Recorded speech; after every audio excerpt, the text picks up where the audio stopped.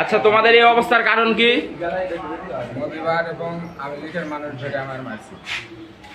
আমরা ওক্তাবাদে বসে আছি, তারা নাকি মুখে ভেঙে নিয়ে যায় আমার অঞ্চলের বাড়ি। মজিবার আর আওয়ামী লীগের লোক মিলে। আওয়ামী লীগের লোক। ঠিক আছে, এটা জেলা ছিল। তোমার কি অবস্থা? আমার ওই রকম ভাবে মারছে, আমরা সবাই বসে আসছিলাম এক জায়গায়, বাজারে আসছিলাম, বাজার থেকে যাইতেছি, এই সময় যাওয়ার পথে আমাদের ধরছে, মেরে মারছে। আবার আচ্ছা, তোমাদের মারামারি ইস্যুটা কি? আমাদের মারামারি ইস্যুটা প্রকৃত পুকুর নিয়ে।